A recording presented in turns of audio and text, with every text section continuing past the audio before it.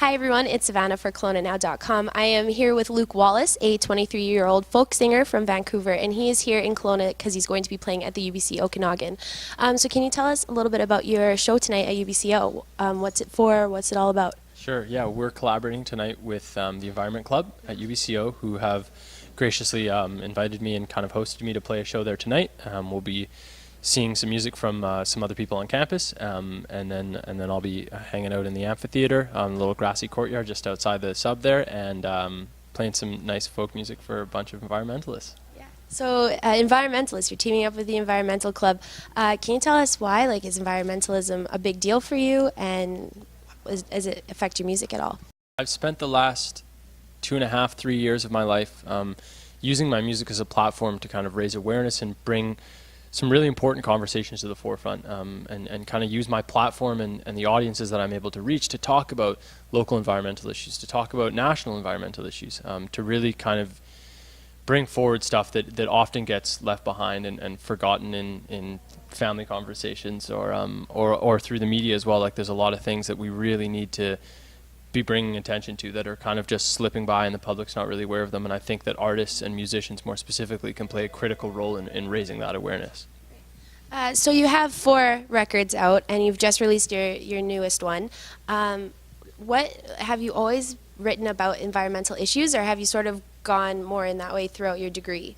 Yeah, it's a good question. Well, I did, as you mentioned there, I studied environmental geography and just finished an undergraduate degree there, and I'd been studying kind of social change and the environment for 3 or 4 years before that, and so my music really just started to blend. I can't say that there was ever a given point at which I was like, okay, I'm going to start writing about the environment. It kind of always, as with most people, starts as sappy love songs, and I realized I couldn't do that at all, and so I transitioned into what I call writing love songs for everyone, which are kind of love songs for social change and the environment, and it really just was flawless. And when you find something that you latch onto in your art, it just comes through me now, and I don't really even intentionally write about the environment. It just sort of happens now. Right. Okay. That's really cool. Environmentalism is something that is obviously a big issue today, and a lot of musicians don't really take the time to touch on it. So it's really unique and inspiring that you're doing that. So you've been doing this for a while now. You've been on tour a few times, but you had mentioned this is probably your longest tour. Can you talk a little bit about maybe how you're feeling about going on tour? Sure. Yeah. Well, I started about a week ago in Penticton and played a couple shows there.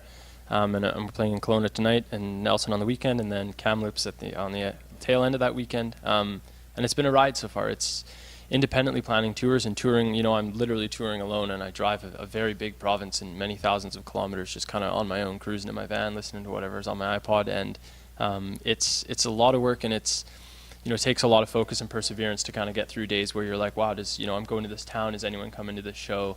And then people always show up, and it always works out, and I'm learning that quickly, and I'm learning not to stress about it. But there's something in particular about touring independently and planning a tour independently and kind of just going out on your own that's really challenging and rewarding in the same way, because I know that any successes that I have on the road are going to be a product of my hard work and not, say, anyone else shouting me out or anything like that, right? That's really cool. That's obviously incredible that you're doing it all on your own, and you're touring by yourself. Your records usually feature some backing vocals and a little bit more production value, obviously. So what is it like going from playing in the studio to just going you and your guitar and harmonica, just playing at little gigs everywhere? Yeah, it's a transition. It really is, and we're having that conversation when we were making this last record. We said, do we want to make a big record? Do we want to make it sonically huge? Do we want to do everything, or do we want to make a record that we can reproduce live? And I always go with no, let's make the best piece of music that we can, and I'll figure it out live later. And I don't often tour with people just for prices and expenses and things like that. But it really, because I write the songs on my own and because I write them with a guitar, I can always bring them back to that.